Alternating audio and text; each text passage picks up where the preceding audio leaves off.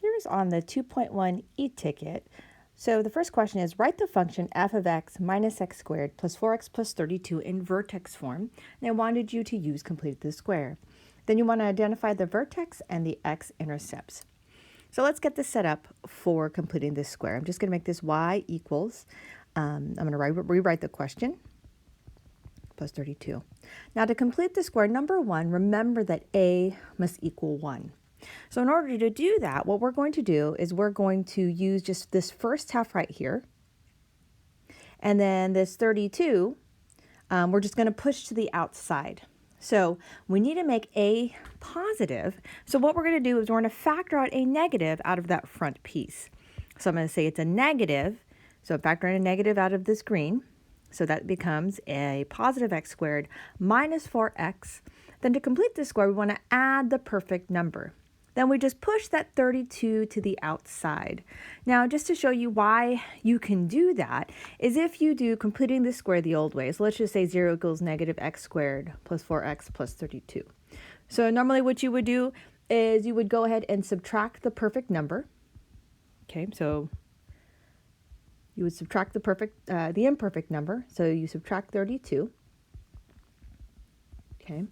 And then you could leave it here, just leave it negative, factor out the negative here, x squared minus 4x, and then you're going to add a perfect number, you're going to actually, so it's negative, so you're going to do the same thing on this side here, okay? Then at the end, whatever this value is, remember you're just going to add that 32 and whatever this value is back, right? So you add it again, so which means you're adding 32, which is what it was originally, okay? So that's why we can just push it to the outside. It's just a shortcut in doing that. It's a different way to do it. Just be careful of the addition and subtraction things.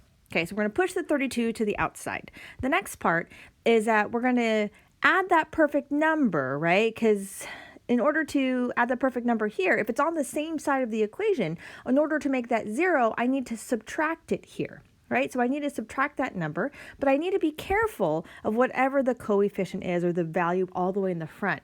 Now, because it's a negative, then really what I'm doing is I'm subtracting this number here. So it's going to be a negative negative. Okay, so I did do one as warm up in class. I remember it was like a 3, and so we multiply by whatever's in front. So in this case, there's a negative, so we're multiplying by that negative in front. Okay, so essentially what is going to happen is it's going to become positive. Okay, so just be careful with that.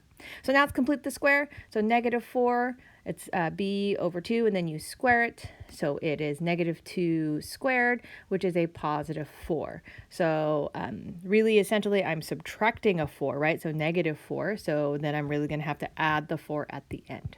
Okay, that's why that is the way it is. So let's finish factoring.